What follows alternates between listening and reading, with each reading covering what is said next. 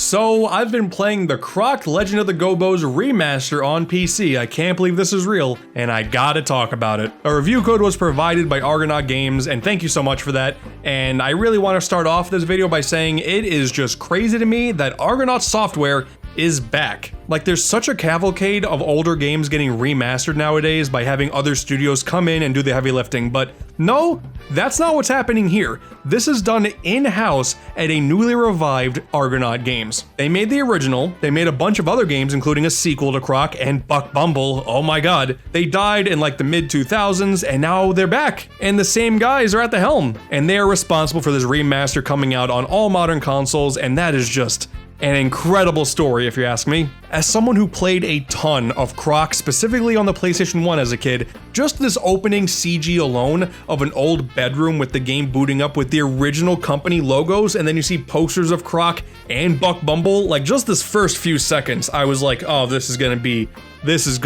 heavenly. There are two different parts of this remaster that I really want to go over. What this remaster brings to the table, and what the original game that is still here in its full form, what Croc Legend of the Gobbos is all about. So on a gameplay front, this is just a pretty straightforward, pretty simplistic 3D platformer. You play as a little crocodile, he's got big ol' eyes and a backpack, you can run, you could slam, and he makes like wahoo noises, it's great. He does a spin and he does a cute noise there like kablooey, it's just a lot of really cute sounds. I love Croc's design so much, his little buck tooth, his little one tooth, is adorable. But in essence, this is just a very simplistic platformer. You travel from room to room, your goal is to go from point A to point B, and along the way, you have to find 5 of these little furry creatures, the Gobbos. The story goes that you as a baby were floating out in the water and you were found by a bunch of Gobbos on this island, and then the Baron Dante comes in, destroys everything, and steals the Gobbos as well as the king. That's not good. And along the way, you were being raised by the Gobbos. There's like a bit where you grow up to like a massive size just like that. It's very cute.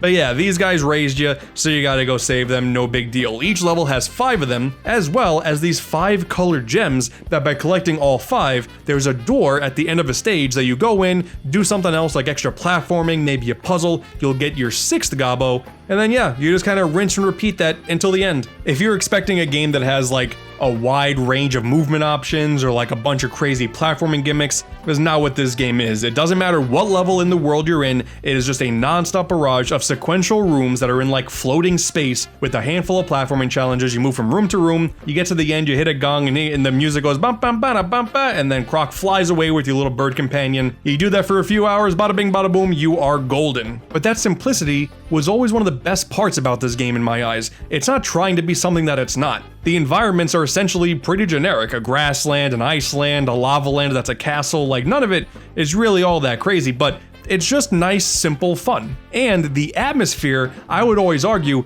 is immaculate. The simple designs are still really pleasing to look at. The skyboxes, something about these almost dreamlike skyboxes, seeing them in these floating landscapes is just so almost magical to me, and that is complemented by the soundtrack. The soundtrack has that perfect sort of 90s era of melodic atmosphere. It's such a pleasant list of tunes, and it does the whole leitmotif thing where you see like basically the same song repeated in every level, just with a different structure. You're not playing Croc for the challenge, okay?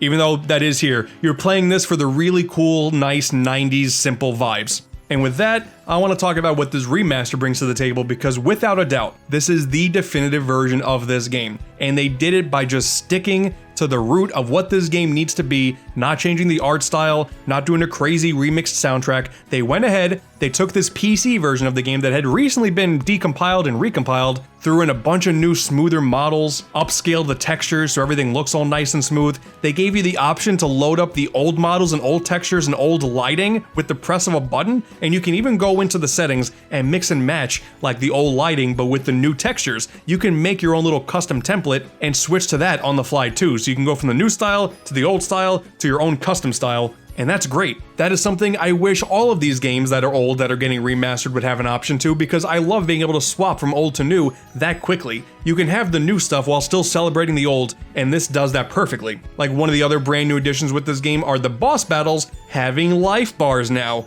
You don't understand how annoying it was that there were no life bars in the original. Like, the boss battles are fine. They all have basically the same structure. They move around for a little bit, you run away from them for a little bit, they get tired, you hit them, and then you just keep doing that until they die. there was not really a strong hit detection with these bosses. You would just kind of swing at them, and then if you looked at them, you can see that maybe they took a hit, but you never really knew, and you especially didn't know how many hits they needed to take before they died. Now, it's right there. The UI looks nice and clean. Perfect. But the biggest new addition is the modified control scheme. The original game had tank controls, almost infamously so. It is one of the only 3D platformers of all time to have tank controls, and given the confines of the level design, it's not an impossible game to work with, but still, if they were to have this game ported onto a modern console, we needed proper analog controls, and damn it, this game has that. It's almost alarmingly smooth how well Croc plays in this game. Like, he plays perfectly for what he needs to be. His jumping, his turning, his attacking, his ground pounding, everything just feels great with this new control scheme. If you're a seasoned Croc player, just the idea of being able to control Croc in any direction with the camera staying perfectly in one spot is crazy. That was not a thing before.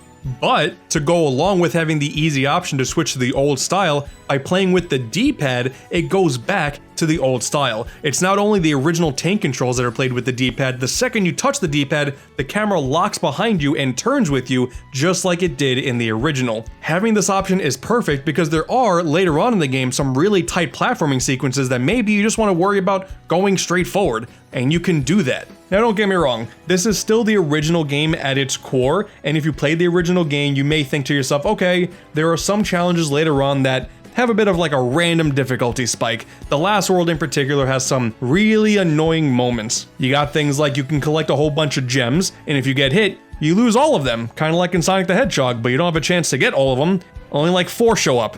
And it's only when you collect a whole bunch of them that when you finish the level, you get over 100, you get an extra life, of course, but if you take damage, you're back to square one.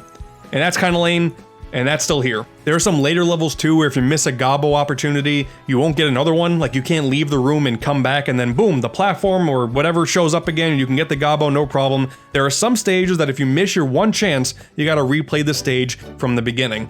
Thankfully, the stages are pretty short, but even still, it's kind of annoying. Now, my nostalgic side, who played this game like way too long ago, was ultimately kind of fine with that just because that's what I'm used to, but an extra option that maybe you can restart the room itself and you could have it show up as you first entered it as opposed to just going back and the boxes and stuff that you already broke are now gone. But that's really like a pretty minor thing. There's like maybe 5 levels in like the few dozen where it's an issue. The end game is really funny too because like there's an extra collectible that you get, like you go for all the Gobbos, new levels show up, you get these puzzle pieces, and then you unlock a final world, and now because the game is relevant again, I won't show the final boss, but it's a pretty lame final boss. It's pretty funny all the work you put in for like a really lame final boss. Like the final boss from the main game is perfectly fine and challenging, but the 100% final boss is pretty lame and they did not change it whatsoever.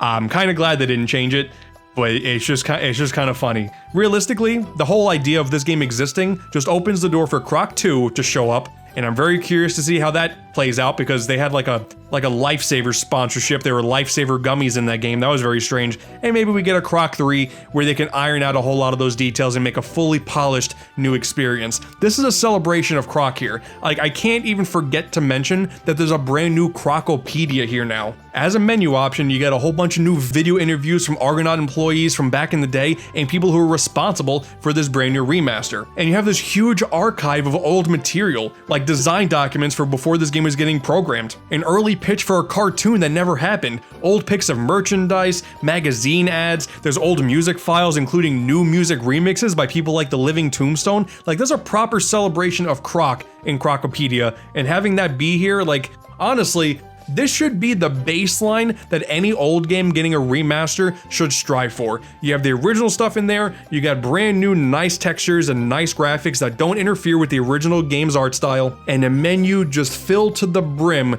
with artwork and design docs and all that sort of stuff. This is an incredible way to play this game. At the end of the day, it's not a platformer that's gonna blow your mind, but it's still a very important timepiece for one of the highest selling PS1 games of all time.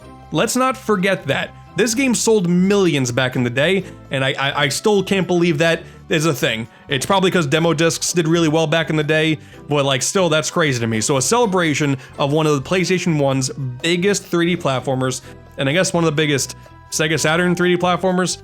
But who really played the Sega Saturn version? Like, if you did, let me know down below. I feel like PS1 is like the only way people play this game. And dude, if everything goes according to plan, who knows? We could be getting a Buck Bumble remaster in the future too. Oh, Argonaut being back is so exciting. I love Croc. I want you to love Croc too. Thank you so much for Argonaut Games for providing a code. I can't believe you guys are back. Congratulations on the revival, and I hope for nothing but success for you. Croc Remastered is available on PC via GOG, the Nintendo Switch, PlayStation, Xbox, that whole gambit. The Switch version runs really well if you're interested in that, so that's important to note as well. And yeah, man, Croc is back, baby! We're really running out of like 90s era 3D platformers to revive, but I don't know. Jersey Devil would be kind of cool.